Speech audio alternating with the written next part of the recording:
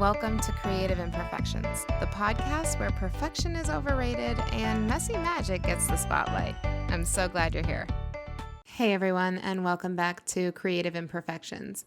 So today I want to talk about something that I feel like is hitting all of us. You know that feeling when the year is almost over and your brain quietly whispers, it's basically done anyway. I'll just start fresh in January. Yeah, that one. That voice is sneaky. It sounds comforting. It sounds reasonable, but honestly, it's a thief. It steals your momentum. It steals your confidence, and it steals the version of you that could have crossed this year's finish line proud instead of checked out. Today, we're not doing cozy, fluffy holiday hustle talk.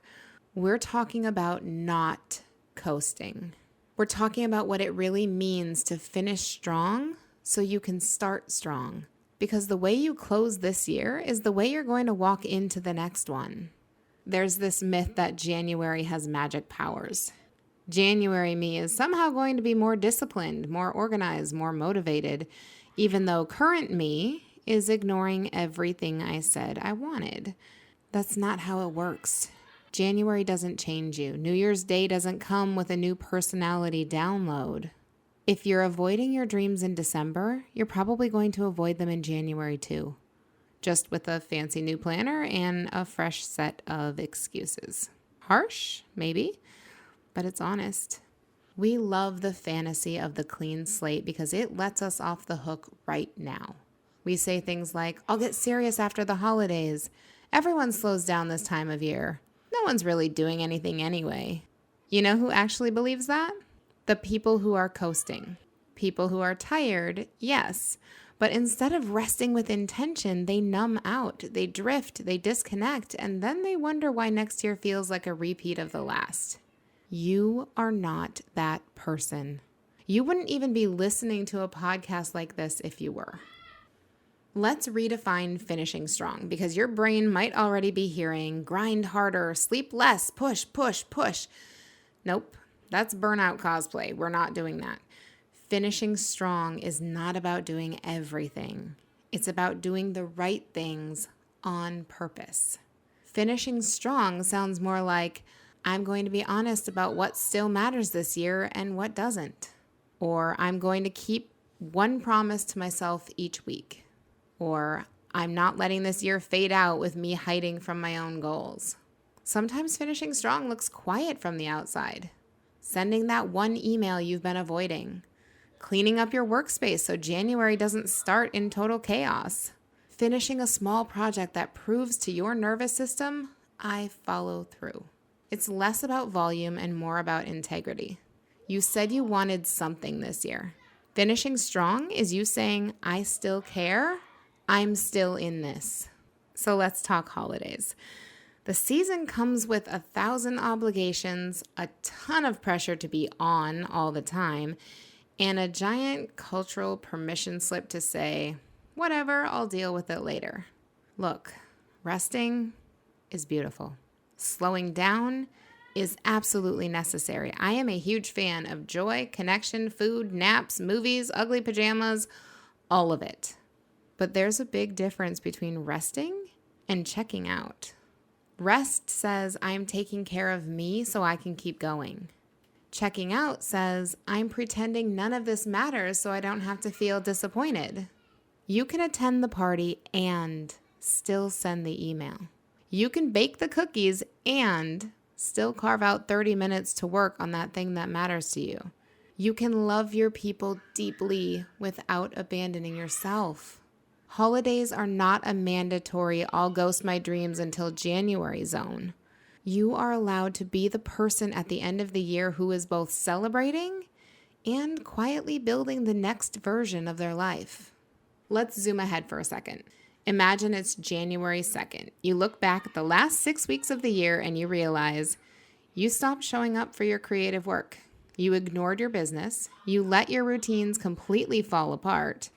You wake up in the new year not at day one, but at I have to rebuild everything from scratch.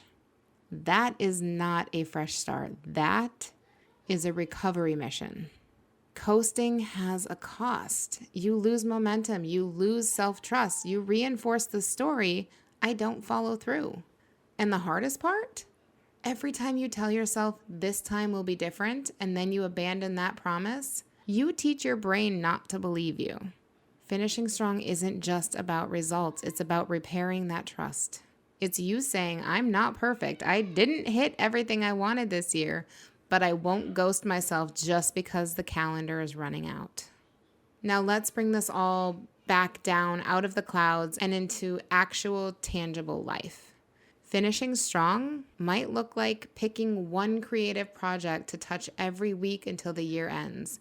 Not 10, not 5, just one. Choosing one habit you refuse to drop. Maybe it's 10 minutes of practice or journaling or a daily walk so your brain doesn't melt. Making one brave move, reaching out to someone, pitching yourself, sharing your work, finally announcing that thing you've been sitting on. It could also look like closing loops, clean out your inbox, update your website or reels just enough so that you're not embarrassed by them in January. Writing down your ideas in one place so you're not starting the new year in chaos. Finishing strong is not you suddenly becoming a productivity robot. It's you saying, I'm not ghosting my life just because the year is almost over. Even one small, consistent action shifts you into a different identity. From someone who waits for the right time to someone who creates it. The real question is, who are you becoming while the year is ending? Not what are your goals for next year, not what's your word for next year. We love those, of course. I choose a word every year.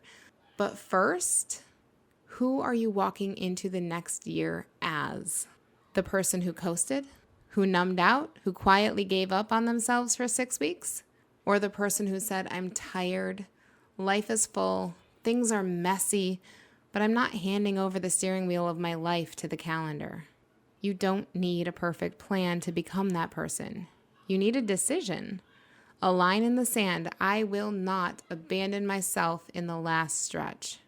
Your future self doesn't need you to be flawless. They need you to keep caring. Let me say this plainly. You deserve more than a half-hearted ending. You deserve to look back at this year and say, I didn't give up on me, even when it would have been easier to coast. Not because you hustled yourself into exhaustion and not because you checked every box, but because you stayed in relationship with your dreams. If there's grief about what didn't happen this year, feel that. If there's frustration about plans that fell apart, honor that. But don't turn that disappointment into a reason to disappear. You are allowed to be both, proud of how far you've come and hungry for more. You are allowed to say, I didn't do everything I wanted to, but I'm still in the game. Finish this year as a participant in your life, not a spectator. So here's my invitation to you. Over these last weeks of the year, choose one way you're going to finish strong. Not 10, not a whole new routine, just one. One promise you'll keep to yourself. One action you will show up for again and again.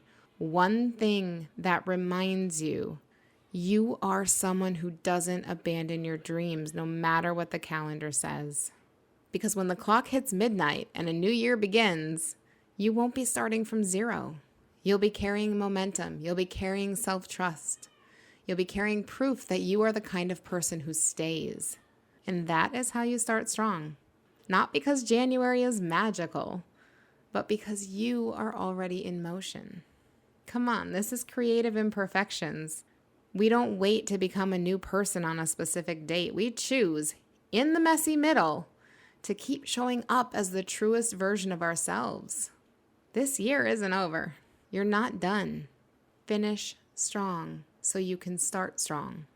And remember, the magic isn't in the new year. The magic is in you right now. And always remember, there's magic in your imperfections. Go out there and find it. Thank you so much for joining me on today's episode of Creative Imperfections. If you have a friend who could use this advice right now, please feel free to share this with them and make sure you subscribe.